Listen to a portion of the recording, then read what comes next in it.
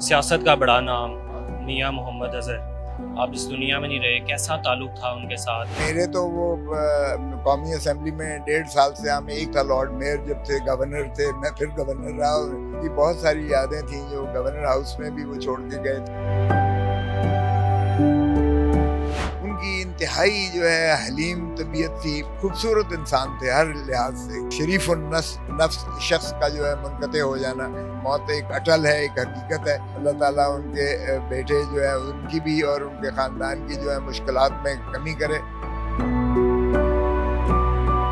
अस्सलाम वालेकुम खोसा साहब। वालेकुम सलाम। खोसा साहब, सियासत का बड़ा नाम मियां मोहम्मद अज़हर, आप इस दुनिया में नहीं रहे, कैसा ताल्लुक़ था उनके साथ? क्या यादगार ताल्लुक़, कोई यादगार चीज़ आप? देखिए मेरे तो वो कौमी असेंबली में 1.5 साल से हम एक ही बिल्कुल नशिस्त मेरी और उनकी इकट्ठी थी नशिस्त कौमी असेंबली में।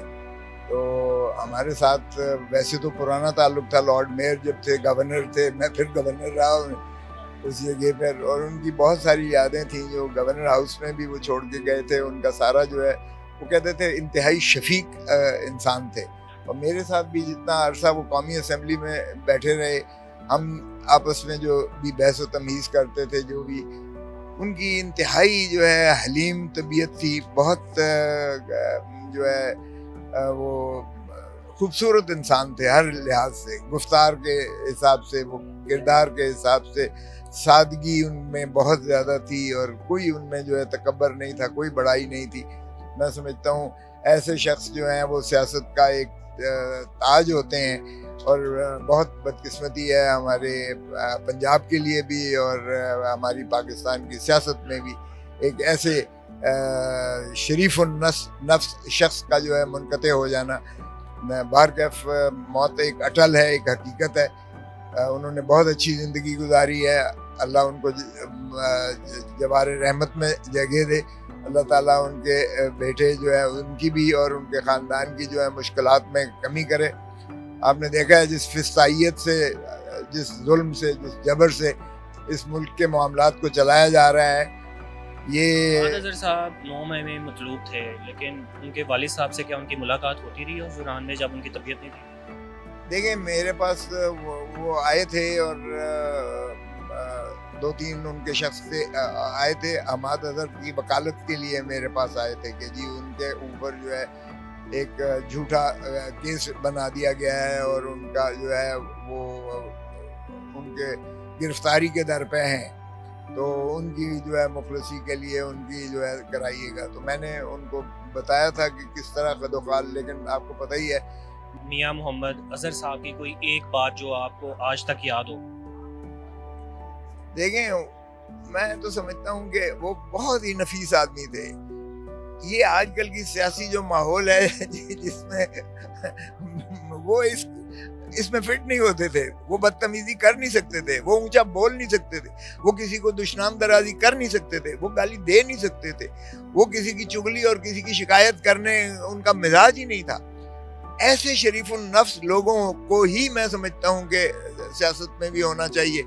और उसी तरह मुआशरा जो है फिर सुधरता भी है और भाईचारा भी होती है, अमन भी होता है और आगे तरक्की करती हैं।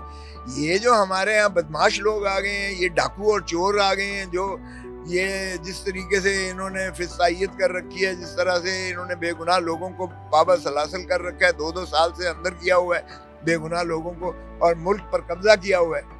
ये तो फिर बदकिस्मती से 1971 से ये कोई दर्स नहीं सीखे। 1971 में मुल्क इसीलिए टूटा था कि हमने इक़्तिदार देने से इनकार कर दिया था जिस पार्टी ने जीता था। 160 सीटें जीती थी मुजीबुर रहमान ने। याह्या खान ने कहा मैंने इसको इक़्तिदार कुछ नहीं देना, उसकी पार्टी को तोड़ा, उसको अंदर किया और उसके जो है नतीजा देख लिया हमने कि उसने कहा I want the soil of Bengal minus the Bengalis, और उसने कहा बंगाली जो है गद्दार है, मैं इनको समंदर में फेंकूंगा। 9 मई में अभी भी क्या गिरफ्तारी का खदशा है हमाद अज़हर साहब का? अभी भी गिरफ्तार हो सकते हैं? अरे बाबा उनकी नीयतें आप देख रहे हो। अभी हमारे और अभी उनका पेट नहीं भरा। फॉर्म 47 के जरिए 100 हमारे MNA 180 हम सीटें जीते थे और 100 हमारे चीन के 80 पर लेकर आ गए। फिर हमारी 80 सीटें मखसूस नशिस्तें 80 वो भी इन्होंने हजम कर ली।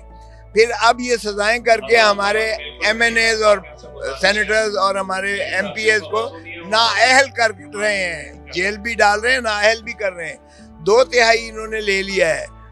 اب ابھی بھی پیٹ ان کا نہیں بھرا ہے، ابھی بھی یہ 4-5 ہزار بندوں کو اور سزائیں کریں گے تاکہ خوف پھیلایا جائے. دیکھیں خوف سے یہ اور ڈنڈے سے یہ گولیاں مار کے یہ حکومت چل رہی ہے. ڈنڈے اور خوف سے بھی کبھی حکومتیں چلتی ہیں. اس لیے یہ خدا کا خوف کریں اور مت دہرائیں 1971 والا. آپ بلوچستان میں جائیں، یہ یقین کریں چھاونی سے باہر یہ وردی میں نہیں جا سکتے. آدھا پاکستان پہلے چلا گیا، آدھا ابھی اچکولے کھا رہا ہے.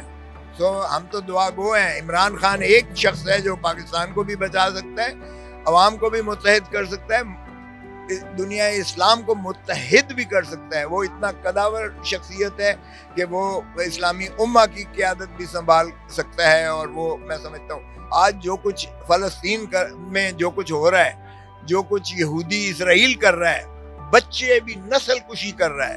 شرم نہیں آتی ہے ان کو. مسلمان کو 56 ممالک ہیں، بچوں کو جس طریقے سے مار رہے ہیں، جس طرح سے فاقے پر بھوک کر کے وہ جس طرح سے وہ کر رہے ہیں. انہوں نے 50,000 بندوں تو مار دیا ہے پہلے.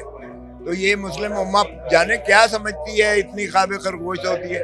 شرم آنی چاہیے ان کو، مسلمان کہتے ہوئے شرم آنی چاہیے.